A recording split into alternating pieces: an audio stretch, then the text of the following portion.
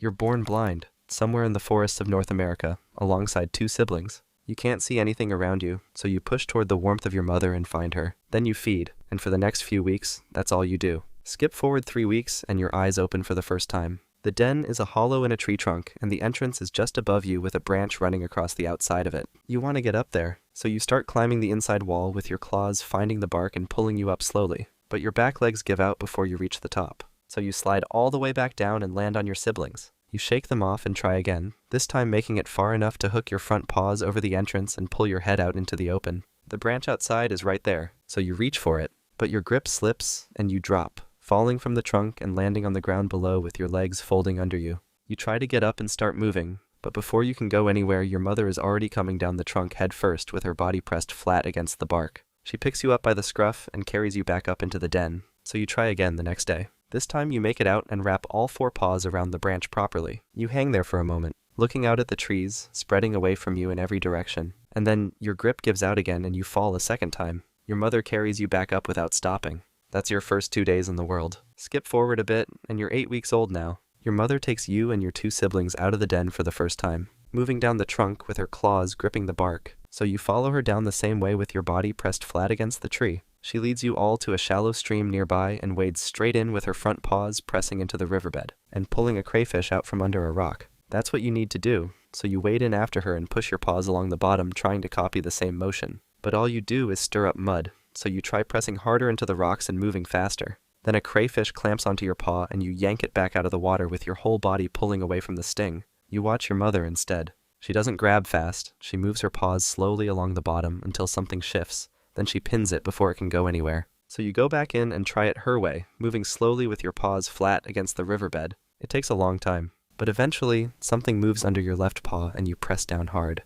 You pull it up and it's a crayfish, small but real. That's your first catch. Then one of your siblings wanders too far along the bank to where the current runs faster, and the water takes it off its feet and carries it a few body lengths downstream before your mother gets there and pulls it out by the scruff. After that, you all stay close to the bank where the water is low enough to stand in. You're learning fast, but your mother won't always be there to pull someone out. Soon you'll have to read the river yourself. Skip forward a bit, and you're 5 months old now. Your mother has started leaving you for longer stretches each day, so you've been covering more ground on your own. You find a bird's nest sitting in the fork of a branch about halfway up a tree, and you can see 2 eggs inside it, so you start climbing with your claws gripping the bark and pulling you up toward the fork. Then a blue jay drops out of the branches above, and strikes the back of your head with its beak, so you swipe at it with one paw and miss. It pulls up, circles, and comes straight back down at your face, so you duck into the trunk and start climbing from the other side of the tree trying to get around it. But it follows you around the trunk and strikes the back of your head again. Harder this time, making your grip loosen so you slide down a few inches before catching yourself. You try going higher from a different angle, reaching for a branch above the nest to come down onto it from above. But the jay gets to the branch first and strikes your paw before you can get your weight onto it, so your grip gives out and you drop all the way to the ground.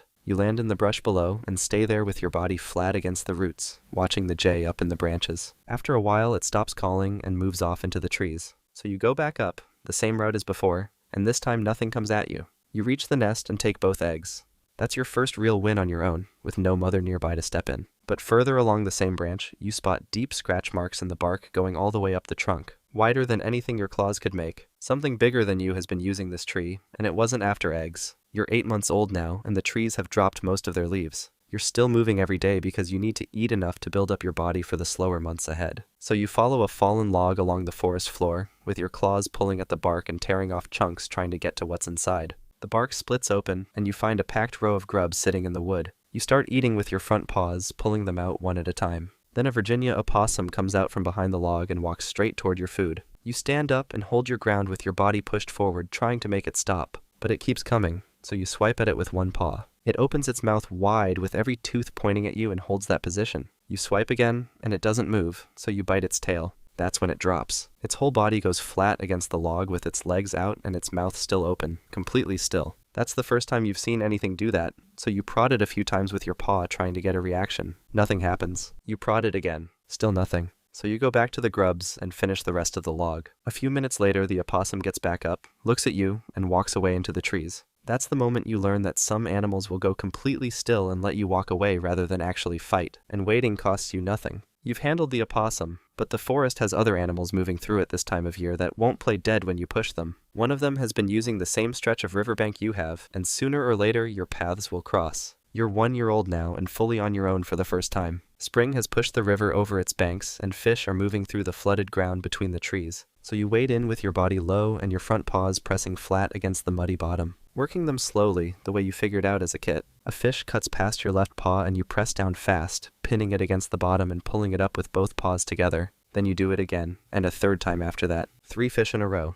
That's the best you've ever done. Then a river otter comes through the trees upstream and moves toward you with its whole body cutting through the water fast and low. You need to get off the ground before it reaches you. So you drop the fish and go straight up the nearest tree with your claws pulling you up the trunk in a few fast moves. The otter goes straight to the fish and takes all 3, then moves back upstream and disappears into the trees. So you come back down and walk the bank, checking the grass at the edge of the water. You find one small fish that had flipped out of the water and landed in the roots at the bank. You eat it there. That's all you get for the morning, but you're faster with your paws now than you've ever been, and your approach is more patient, so the fish don't move before you're already on top of them. The otter took your catch, because it's built for the water in a way you're not. But the riverbank is yours to work, and you're getting better at it every day. The problem is, you're not the only one who has figured that out. You're 2 years old now, and you've been working the same stretch of riverbank long enough to know every log, root, and rock along it. You have a food cache buried under the roots of a fallen oak near the water, and one morning you come back to it and find a male raccoon already there with his front paws pulling the roots apart trying to get to what's inside.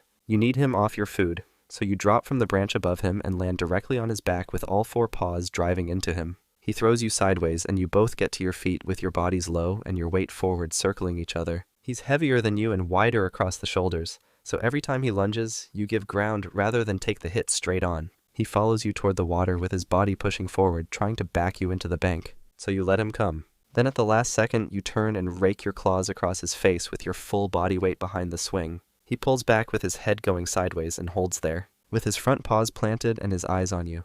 Then he turns and walks back into the trees. 2 weeks later, a female moves through your stretch of bank and spends the whole day there without leaving. You watch her from the branches above, trying to decide if she's a problem. But she doesn't go near the cache, so you come down. You both move along the bank in the same direction without getting in each other's way, and after a few days that becomes the pattern. By early spring, she has picked the hollow in the fallen oak above your cache as her den, and there are 4 kits inside. You didn't plan any of that, but it happened, and now everything is about to get louder. You're 2.5 years old now, and the 4 kits have been out of the den for 3 days. They move in every direction at once with no sense of where the bank ends and the water starts. So you and your mate spend most of your time pulling them back from the edge rather than finding food. One kit walks straight off the bank and drops into the shallows. So you go in after it and drag it out by the scruff with your back legs pushing against the mud to get you both up onto dry ground. A few days later, you're leading all 4 of them along the bank when a great horned owl drops out of the branches above, with its talons coming straight down toward the smallest kit at the back of the group.